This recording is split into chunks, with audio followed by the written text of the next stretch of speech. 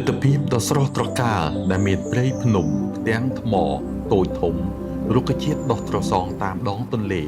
អមសងខាងលើផ្លូវទឹកទន្លេមេគង្គសូរសំឡេងទឹកហូរឬសូររំដំអូគួយត្របាញ់ធ្វើជាទីគយគន់ភ្ញៀវទេសចរកំពុងជិះទូកកម្សាន្តយ៉ាងសប្បាយរីករាយឆ្ពោះទៅកាន់រមណីយដ្ឋានទឹកជ្រោះព្រះនិមិត្តរមណីយដ្ឋានធម្មជាតិទឹកជ្រោះព្រះនិមិត្តដែលភាគច្រើនហៅថាទឹកជ្រោះសុភមិត្តស្ថិតនៅក្នុងភូមិកំពង់ព្រះឥន្ទឃុំកំពង់ស្រឡៅ2ស្រុកឆែបខេត្តព្រះវិហារជាប់ព្រំប្រទល់កម្ពុជាឡាវក៏ជាតំបន់ព្រំប្រទល់រវាងខេត្តព្រះវិហារនិងខេត្តស្ទឹងត្រែងផងដែរក្នុងតំបន់នោះយើងមាននៅតំបន់ទេសចរតាក់ទាញផ្សេងទៀតដែលមានសក្តានុពលដូចមានភ្នំជួរភ្នំផងដែរបាទអ្វីដែលជាការចាប់អារម្មណ៍ហើយនឹងការតាក់ទាញភ្ញៀវដែលថាមានជាកន្លែងដែលមានប្រជាប្រិយភាពដោយសារថានៅកន្លែងនោះ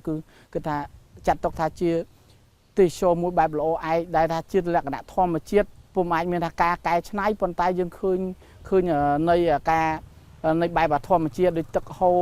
គឺជាពិសេសនៅរដូវទាំងរដូវវស្សាទាំងរដូវប្រាំងគឺមានការស្ថានភាពហូរផ្សេងគ្នាថាធ្វើមើលទៅវាថាគឺដូចស្ងប់ស្ងាត់អស្ចារ្យណាបាទហើយអ្វីទៅទៀតគឺទេសចរយើងស្រឡាញ់គឺចូលចិត្តទឹកបាទដើម្បីទៅមើលឃើញកន្លែងត្រជាក់កន្លែងតាក់ភ្នែកអញ្ចឹងដែរវាជាទីចាប់អារម្មណ៍របស់ទេសចរដែលបានទៅលេងបច្ចុប្បន្នសម្រាប់ទៅនៅលើនៅកន្លែងតំបន់រមណីយដ្ឋានទេសចរនៅកន្លែងទឹកធ្លាក់នេះបាទអញ្ចឹងយើងផ្ដោតភ្ញៀវទេសចរដែលទៅលេងកម្សាន្តគឺបានទៅទស្សនាបាទហើយប៉ុន្តែមានកន្លែងលេងទឹកដែរប៉ុន្តែបែកនៅស្ថិតនៅខាងលើបាទខាងលើបន្តិចយើងអាចលេងទឹកបានប៉ុន្តែអ្វីសំខាន់ភ្ញៀវចូលចិត្តទៅផ្ដិតយករូបភាពទេសភាពបាទរូបភាពមានទិដ្ឋភាពដែលស្អាតដែលប្លែកនឹងការចាប់អារម្មណ៍នឹងការកន្លែងហ្នឹងហើយមួយទៀតដោយសារតែនៅក្បែរហ្នឹងយើងមាននៅតំបន់រមណីយដ្ឋានទេសចរបាទយើងមាននៅលំសោតជឿទាបព្រំប្រទល់រវាងកម្ពុជាឡាវបាទភ្ញៀវក៏ចូលចិត្តទៅលេងទៅមើលទៅមិនថាព្រំប្រទល់កម្ពុជាឡាវស្ថិតនៅក្បែរគ្នាហ្នឹងអញ្ចឹងវាធ្វើឲ្យផលិតផលហ្នឹងក្បែរគ្នាជាច្រើនដែលធ្វើឲ្យភ្ញៀវទៅហើយបានទៅមើលច្រើនកន្លែងបាទអញ្ចឹងជាការតាក់ទាញនេះផងដែរបាទលោកផុយវណ្ណាតំណាងសហគមន៍អេកូទេសចរព្រះរំកិលមានបទពិសោធន៍ជាច្រើនឆ្នាំលើតំបន់ទេសចរជាពិសេសស្គាល់ទីតាំងភូមិសាស្ត្រយ៉ាងច្បាស់លាស់និងយល់ស៊ីជម្រៅពីតម្រូវការរបស់ភ្ញៀវទេសចរគោលបំណងភ្ញៀវដែលមុននឹងមកដល់តំបន់ទឹកជ្រោះសុភមិត្តនេះគឺយើងធ្វើដំណើរផ្លូវទូកបាទដោយសារដំណើរផ្លូវទូកនោះគឺដោយសារពិសេសភ្ញៀវចង់ឃើញលក្ខណៈទេសភាពតាមដងទន្លេយើងដូចជាមានដើមឈើធំហើយក៏ផ្ទាំងថ្មបន្ទាប់មកក៏អាចមានចម្រុះដោយសត្វស្លាបមួយចំនួនហើយមកដល់គោលដៅចំណតទូកនេះគឺកន្លែងនេះគឺមានលើខ្នងភ្នំនេះដើរផ្លូវដីគោកនេះគឺសំខាន់ក៏ផ្ដោតអារម្មណ៍ទៅលើដើមឈើដែលមានដើមឈើគ្រប់ប្រភេទដែលមានដើមធំខ្ពស់ហើយនឹងមានដើមរស្មីគ្រប់ប្រភេទពាក្យពន់ពេលខ្លះក៏អាចជួបនៅសត្វស្លាបឬក៏សត្វអីមួយចំនួនដែលរត់កាត់មកគាត់ប៉ុន្តែវាមិនជួបរាល់ថ្ងៃទេតែវាឱកាសខ្លះពេលដែរបានជួបមានដើមពោធិ៍ដើមជ្រៃដែលមុននឹងគាត់ធ្វើដំណើរទៅដល់ទឹកជ្រោះសុភមិត្តគឺគាត់ចូលចិត្តទស្សនាកិច្ចតាមនឹងដែលមានជីវៈចម្រុះយើងដែលដុះដោយចម្រុះពណ៌ធម្មជាតិដែលជាពណ៌បៃតងមានតាំងពីវល្លិច្រើនប្រភេទខ្លះក៏អាចជាឱសថប្រភេទខ្លះអាចជាទៅប្រើប្រាស់បានពិសេសរបស់គាត់គឺគាត់ចង់ឃើញទេសភាពនៃសម្រស់ពណ៌ធម្មជាតិហ្នឹងហើយដែលគាត់មកដើរលើភ្នំនេះដើម្បីឃើញសត្វតូចសត្វស្វាអញ្ចឹងរាល់ដងកន្លងហ្នឹងនៅកន្លែងហ្នឹងគឺវាមានសត្វគ្រប់ប្រភេទដែលរស់នៅតំបន់ហ្នឹងពេលខ្លះឮសួរស្រែកយំអីដូចជាសត្វចាបសត្វក្អែកសត្វមានអាដញ្ញាខ្លែងធំសំខាន់មានទួតមានស្វាតែឥឡូវយើងដើរហ្នឹងយើងអត់ទាន់ឃើញស្វាទេគាត់នៅលើតែសម្លេងសត្វស្រែកហើយឃើញមួយតែប៉ុណ្ណឹងញៀបរទេសគឺផ្ដោតទៅលើគេថាធនធានធម្មជាតិដែលមានកម្រហ្នឹងគាត់ចង់ឃើញណាឃើញសំខាន់ដើមឈើធំហ្នឹងគាត់នាំគ្នាទៅសម្លឹងវិលមើលជុំនឹងពេលខ្លះក៏ដើមឈើខ្លះក៏មានខ្មុំលើនឹងអញ្ចឹងគាត់ចូលចិត្តណាពួកភ្ញៀវបាទភ្ញៀវខ្មែរក៏ដូចគ្នាដែរបាទនៅតំបន់នេះមើលទៅជាផ្នែកមកតែមកដល់តំបន់ព្រៃភ្នំដែលមានដើមឈើចម្រុះពណ៌បៃតងធម្មជាតិគឺខ្ញុំនៅតែសប្បាយចិត្តដូចភ្ញៀវអញ្ចឹងដែរអញ្ចឹងតំបន់នេះដែលមកតំបន់អេកូទេសចរព្រះរំកិលនេះគឺមានផ្សារភ្ជាប់ជាតំបន់ទឹកជ្រោះសុភមិត្តហើយនឹងក៏មានធ្វើដំណើរមកតាមផ្លូវយើងក៏មានឃើញកោះខ្សាច់ផ្ទាំងថ្មដើមឈើសត្វស្លាបធំគឺយើងអាចមុជទឹកបានអាចថតរូបភាពបាននៅកន្លែងនេះគឺថាខ្ញុំថាមកកន្លែងនេះគឺជាសប្បាយមែនទែនដែលមានពណ៌បៃតងដ៏ស្រស់ខ្ចីទីបំផុតដែលយើងសប្បាយចិត្ត ដើម្បីយើងជួបអារម្មណ៍ជាពិសេសគឺយើងមកកន្លែងនេះយើងធ្វើដំណើរដើរចេញពីកន្លែងជីកទូកមកយើងធ្វើដំណើរដើរឆ្លងកាត់ព្រៃដើម្បីយើងទេសភាពមើលតំបន់ពណ៌បៃតងដែលមានចម្រុះដើមឈើនេះក៏ជារឿងមួយដែលល្អពិសេសបាទអញ្ចឹងមុនយើងមកដល់កន្លែងទឹកជ្រោះសុភមិត្តនេះយើងត្រូវធ្វើដំណើរជិះទូកហើយក៏ធ្វើដំណើរដើរស្មើជើងពីកំពង់ចំណតទូកដើម្បីផ្ដោតទៅលើគោលដៅជំនួសតំបន់ទឹកជ្រោះសុភមិត្តនេះគឺជាកន្លែងពិសេសមួយដែលយើងត្រូវគួរតែតំណងគ្នាទៅទស្សនកិច្ច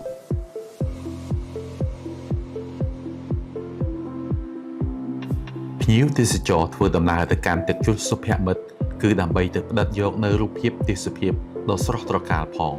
និងមានឱកាសបានឃើញផ្ទាល់នឹងភ្នែកអំពីសម្រស់ធម្មជាតិដ៏ស្រស់ស្អាតផែនទេសភាពប្រៀបបានផ្ទាំងគំនូរតាមដងទន្លេមេគង្គនៅទីនេះជាអ្វីដែលភ្ញៀវជាតិនិងអន្តរជាតិប្រាថ្នាចង់ឃើញ មានទឹកជ្រោះទឹកអីចឹងវាធ្លាក់មកពីលើចឹងវាហូរខែភាសាវាមានទឹកច្រើនដល់ខែប្រាំងវារៀងស្ទើរទឹកតិចទឹកវារៀងតិចប៉ុន្តែមានមនុស្សម្នាអីមកច្រើនណាមកលេងបាទហើយវានិយាយទៅវាទេសភាពនឹងកន្លែងហ្នឹងមកហើយដូចមិនចង់ទៅណាវាល្អវាដូចមើលទៅវាស័ក្តិសមនឹងយើងដែលមកបំណងយើងចង់ដើរលេងឲ្យវាសប្បាយចិត្តរំហែកាយចឹងណាវាសប្បាយមែនពីព្រោះ ហើយមើលទៅមានលក្ខណៈធម្មជាតិអីមានសត្វហើរប្រងព្រាតអីចឹងទៅមានទឹកជ្រោះអីធ្លាក់មកដូចកំដររាត្រីគួរឲ្យវាដូចថាចាប់អារម្មណ៍ណាហ្នឹងវាដិតអារម្មណ៍នឹងជាប់នៅក្នុងហ្នឹងដូចថាវាមានសម្រាប់ខ្មែរយើងហ្នឹងមានទឹកដីអញ្ចឹងគឺថាវាដូចល្អសំតាមបំណងដែលខ្មែរយើងពីដើមមកចូលចិត្តអញ្ចឹងមួយទៀតនោះថាជនជាតិបរទេសក៏គេមកដែរមិនមែនតែខ្មែរទេគ្រប់សាសទាំងអស់មកលេងនៅហ្នឹង មានចំណាប់អារម្មណ៍ថាមកឃើញរបស់ប្លែកៗដូចជារូបសោតអញ្ចឹងមើលមានរូបសំណាកនៅនេះឲ្យមើលមានក្បាលមានឆ្អឹងមានកតុយមានអីអញ្ចឹងឃើញមកចប់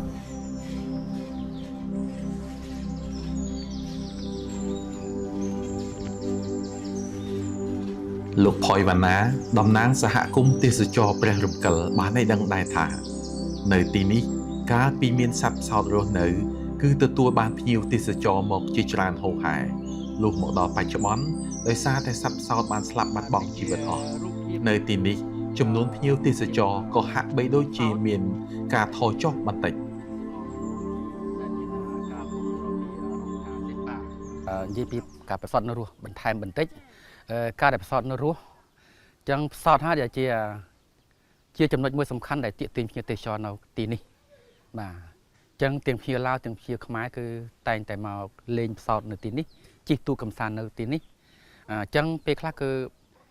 ភ្ញៀវឡាវក៏ចេញមកមើលផ្សោតនៅព្រោះអីដងទន្លេមេគង្គយើងដែលនៅលំផ្សោតវានៅជាប់គ្នាទឹកទៅវិញទៅមកចឹង អាចបងប្អូនឡាវមកជិះទូកគៀកមកខាងយើងក៏បានយើងគៀកទៅគាត់បានតាមអាស្រ័យតែផ្សោតគាត់ហាលចេញហាលចូលទេអញ្ចឹងធ្វើឲ្យភ្ញៀវទេសចរទាំងសងខាងហ្នឹងគាត់សប្បាយចិត្តថាយើងអាចមកលេងគ្នាបានមកហូបបាយអីមកអង្គុយលេងអីតាមកញ្ចក់សហគមន៍យើងក៏អាចទៅលេងគាត់បានតាមអីកំពង់ផែអីទៅវិញទៅមកបានដោយសារផ្សោតតែឥឡូវនេះដល់អស់ផ្សោតហើយគឺជាបញ្ហាមួយប្រឈមដើម្បីកាត់បន្ថយនៅភ្ញៀវទេសចរនៅពេលបច្ចុប្បន្ននេះចឹងដោយឥឡូវយើងឃើញថាសល់តែក្រុងឆ្អឹងផ្សោតទេបាទ ការបាត់បង់ផ្សោតនេះក៏យើងខ្ញុំក៏មានការសោកស្ដាយជាទីបំផុតជាបាត់បង់នៃការទីទាញភ្ញៀវទេសចរមួយដ៏សំខាន់ចឹងក៏ប៉ុន្តែយើងនៅតែមានតំបន់ខ្លះពាក់ព័ន្ធនឹងតំបន់ទន្លេមេគង្គហ្នឹងហើយដែលជាយើងធ្វើបន្តទៀតដូចជាយើងទៅមើលកោះខ្សាច់ឬក៏អាចឆ្លងទៅលេងបងប្អូនខាងឡាវចិត្តគ្នាអីបានឬមកក៏យើងអាចជិះទូកមួយទឹកអីតាមក្បាលកោះអីចឹងហើយក៏ពេលខ្លះក៏យើងដូចថាជិះទូកទៅទឹកធ្លាក់អីចឹងបានបញ្ហាផ្សោតហ្នឹងហើយដែលជាសំខាន់ដែលបាត់បង់ហើយដល់ឥឡូវវាឃើញការភ្ញៀវក៏ឃើញថយចុះយ៉ាងគំហុក ប៉ុន្តែឥឡូវនេះក៏យើងក៏នៅតែមានភ្ញៀវមកតក់ទឹកទៅរើបតែដោយសារយើងនៅមានតំបន់ផ្សេងទៀតដែលកំពុងតែយើងផ្ដោតទៅលើរឿងថ្មីបង្កើតឡើងដូចជាក្រុងឆ្អឹងផ្សោតនេះក៏បាត់បង់គាត់ទៅក៏នៅអវត្តមានគាត់ជាផុសតាងមួយថាយើងធ្លាប់មានផ្សោតបាទ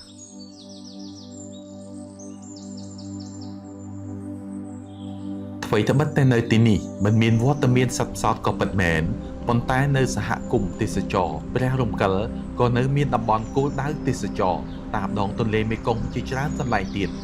បន្ទាប់ពីទឹកជ្រោះសុភមិត្តភ្ញៀវទេសចរក៏អាចជិះទូកបន្តដំណើរកម្សាន្តតាមកោះមួយចំនួនផងដែរដូចជាកោះល្ងដែលជាកោះមួយមានឆ្នេរខ្សាច់ដ៏ស្រស់ស្អាតភ្ញៀវអាចងូតទឹកគយគុនថ្ងៃលិចបោះតង់ក៏បានមានកោះពីង កោះទន្សាយជាដើមសុទ្ធសឹងតែជាតំបន់ដែលតាក់ទាញនិងជួយទ្រទ្រង់សេដ្ឋកិច្ចដល់ប្រជាពលរដ្ឋដែលរស់នៅទីនោះតាមរយៈវិស័យទេសចរណ៍ ខ្ញុំចង់ឲ្យភ្ញៀវមកច្រើនហ្មងភ្ញៀវមកខ្ញុំទទួលបានប្រាក់ទទួលចំនួនជួយគ្រួសារទឹកដោះគោកូនចំណាយផ្សេងជាច្រើនហ្មង ក្នុងគ្រួសារនាងខ្ញុំប្រកបមុខរបរគឺដាក់សន្ទូចដាក់ម៉ងបងសណាញ់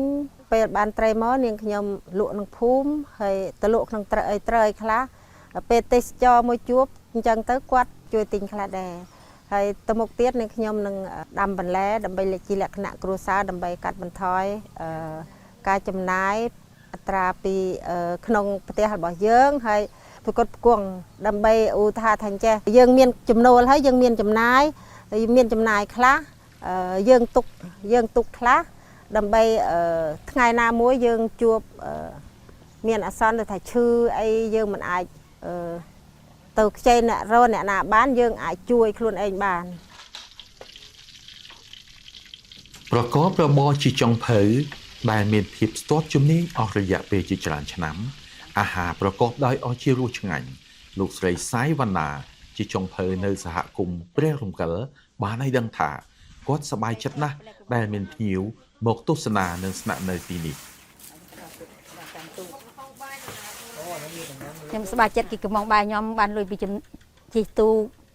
ដល់លេងកំសាន្តតាមចិត្តតាមឆ្ងាយសប្បាយចិត្តគឺបានកូនរៀនខ្លះ 4-5 នាក់ម៉ែនឹងអូដោយសារភ្ញៀវបើអត់ភ្ញៀវទេខ្ញុំក៏អត់មានឯណាបានកូនរៀនទៅទេឥឡូវកូនខ្ញុំ 5 នាក់រៀនបើអត់មានភ្ញៀវបងអត់ចេះរកអីទេបើធ្វើការបានអីគេពីមុនទេសូមភ្ញៀវមកឲ្យច្រើនកុំឲ្យធូធាអ្នកលក់តាមទូកក៏បានគ្រប់គ្នាទៅអ្នកខ្លះបុកលហុងអ្នកខ្លះបាយតំណើបអ្នកខ្លះលក់មួតលក់កាហ្វេបាត់ម្នាក់រៀងខ្លួនតិចទៅបើភ្ញៀវអត់មកទាំងអស់គ្នាដាច់ទាំងអស់គ្នាសូមភ្ញៀវមកច្រើនមកដល់លេងកំសាន្តនៅព្រះរំកិលយើងនេះមានជីទូកមើលព្រៃលិចទឹកជីទូកទៅដេកកោះដាក់តង់មើលថ្ងៃរៀបលិចច្រងទៅលេងឡាវតិចតួចបាន សហគមន៍អេកូទេសចរព្រះរំកិលបានដើរតួនាទីយ៉ាងសំខាន់ក្នុងការការពារធនធានធម្មជាតិជាពិសេសគឺផ្ដល់ផលប្រយោជន៍ដល់សហគមន៍នៅក្នុងមូលដ្ឋាន បង្កើតជាអេកូទេសចរឡើងនេះដើម្បីចង់បង្កើតឲ្យប្រជាជននិងសហគមន៍នេះគឺមានការងារធ្វើនៅក្នុងសហគមន៍ដើម្បីឈានទៅរកកាត់បន្ថយនៃភាពក្រីក្រហើយក៏ម្យ៉ាងទៀតដើម្បីអាចបំពេញបំផុតឲ្យសហគមន៍យល់ពីការពារធនធានធម្មជាតិតាមដងទន្លេមេគង្គក៏ជាធនធានធម្មជាតិនៅតាមគេថាព្រៃឈើឬក៏សត្វព្រៃពាក្យប៉ុននឹងវប្បធម៌ប្រពៃណីគឺដើម្បីគោលបំណងគឺគម្រោងនេះជើងឲ្យប្រជាជនយើងទាំងអស់នៅក្នុងសហគមន៍យល់ដឹងពីរឿងហ្នឹងដើម្បីយកធនធានទាំងអស់ហ្នឹងធ្វើជាវិស័យអេកូទេសចរបាទកាលណាដែលមានអេកូទេសចរជុំមកគឺយើងនឹងបានទទួលភ្ញៀវជាងភ្ញៀវជាតិជាងភ្ញៀវអន្តរជាតិមកតំបន់កន្លែងយើងដើម្បីទស្សនាដូចយើងមានតំបន់ទស្សនាដូចជាកាលពីមុនយើងមានសោតពាក្យប៉ុននឹងតំបន់ព្រៃឈើដែលព្រៃឈើលិចទឹកហើយពាក្យប៉ុននឹងតំបន់ព្រៃឈើនិងសត្វព្រៃហើយនឹងជាវប្បធម៌ប្រពៃណីក្នុងភូមិរបស់យើងវាមានអីខ្លះគឺយើងអាចនាំភ្ញៀវទស្សនាទៅនឹងបាទការដែលយើងចាប់ផ្ដើមធ្វើពីវិស័យអេកូទេសចរមកគឺយើងបានជាបង្កើតទស្សនៈ home stay ឬក៏សេវាកម្មម្ហូបអាហារសេវាកម្មនាំភ្ញៀវសេវាជូនភ្ញៀវដូចជាទូកកាលនោះគឺយើងក៏មានដូចកង់អីសេវាកម្មម៉ូតូអីភ្ញៀវទៅទស្សនកិច្ចនៅតំបន់ផ្សេងៗគឺយើងមានសេវាកម្មតាមហ្នឹងអញ្ចឹងការដែលបង្កើតជាសហគមន៍កើតមកគឺនៅតំបន់ហ្នឹងមានការផ្លាស់ប្ដូរជាស្ដែងគឺការពីមុនកន្លែងសិតតព្រៃទេបាទសិតតព្រៃសុទ្ធហ្មងឥឡូវយើងបានបង្កើតនៅកន្លែងនេះបានជាប្រជាជនយើងមានការផ្លាស់ប្ដូរគឺយើងមានការលក់ដូរដើម្បីជាដោះដូរខ្លះពេលដែលមានភ្ញៀវមកគាត់មានដូងមានបន្លែមានត្រីសាច់គ្រប់យ៉ាងគាត់មកលក់នៅទីនេះអញ្ចឹងអាចថាយើងមិនបាច់ទៅយកផលិតផលយើងទៅលក់ទីណាទេឲ្យយើងមានផលិតផលយើងមកតម្កល់ទីនេះគឺមានភ្ញៀវមកដឹងថាយើងអាចលក់បានពេលខ្លះក៏យើងអាចបើកទូលំទូលាយឲ្យប្រជាជនខាងក្រៅមកលក់ដូរបានដែរសំខាន់ពេលបុណ្យទានបាទគឺយើងនៅកន្លែងនេះមានភ្ញៀវច្រើនកាត់មុនដោយសារយើងបញ្ហាយើងមានផ្សោតអញ្ចឹងឃើញមានការកាត់បន្ថយបានមួយចំនួនដល់អ្នកក្រីក្រដាំទុនតិចតួចអាចមករកស៊ីបាននៅកន្លែងនេះ សៅរ៍អាទិត្យសវោមនុស្សចា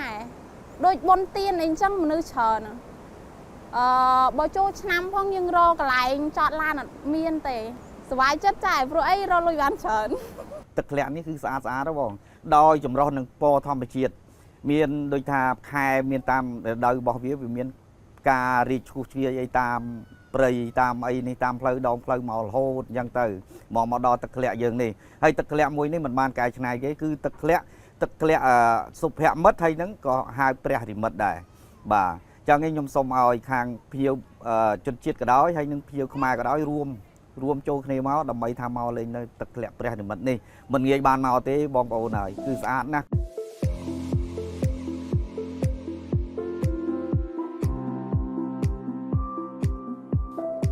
ជាការពិតណាស់វិស័យទេសចរបានចូលរួមចំណែកយ៉ាងសំខាន់ក្នុងការពង្រឹងជីវភាពរបស់ប្រជាពលរដ្ឋនៅក្នុងសហគមន៍ព្រះរំកិលប្រជាពលរដ្ឋនៅទីនោះក៏មានក្តីសង្ឃឹមថា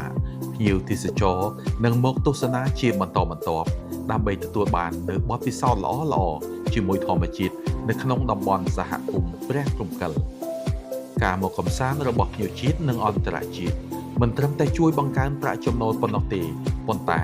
ថែមទាំងបើកលំហឱកាសឲ្យអ្នកភូមិបានជួបប្រស្រ័យទាក់ទងជាមួយមនុស្សថ្មីៗពង្រីកចំណេះដឹងនិងកសាងទំនាក់ទំនងទាំងជាតិនិងអន្តរជាតិពួកគាត់ខិតខំថែរក្សានិងអភិរក្សបរិស្ថានធម្មជាតិនិងអនុវត្តទេសចរដោយចីរភាពមានចេតនាដើម្បីទាក់ទាញអ្នកដំណើរមកកាន់តំបន់នៃក្តីស្រឡាញ់នេះកម្មវិធីនេះឧបត្ថម្ភដោយគម្រោងមូលនិធិពិសេសមេគង្គឡានឆាតតាមរយៈក្រសួងការបរទេសនិងសហប្រតិបត្តិការអន្តរជាតិកម្ពុជា